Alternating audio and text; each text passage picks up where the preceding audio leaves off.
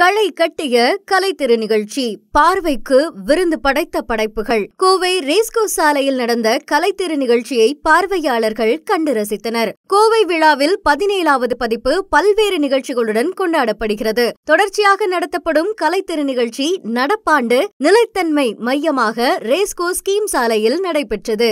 மாவட்ட கலெக்டர் கிராந்திகுமார் துவங்கி வைத்தார். 120 அரங்குகளில் 100க்கும் மேற்பட்ட கலைஞர்கள் தங்கள் கலை படைப்புகளை காட்சிப்படுத்தினர். மணல் ஓவியங்கள், கேரள சுவரோவியங்கள், கையால் செய்யப்பட்ட தலைகீழ் கண்ணாடி கலை போன்ற பல்வேறு வகையான கலைகள் காட்சிக்கு வைக்கப்பட்டிருந்தது. ரெட்ரோ ஓவியங்கள், பிச்சுவாய் பெயிண்டிங், காமிக் ஸ்ட்ரிப்ஸ், களிமண் கலை, மட்பாண்டங்கள், மூங்கில் கூடை, நெசவு போன்ற பல கலைப்படைப்புகள் காட்சிக்கு வைக்கப்பட்டன. முகப்பில் தண்ணீர் பாட்டில்களை கொண்டு உருவாக்கப்பட்ட யானை, மரங்கள் பார்வையாளர்களை ரசிக்க வைத்தது. தவிர குழந்தைகளுக்கான ஓவிய பயிற்சி பட்டறைகளும் நடத்தப்பட்டன.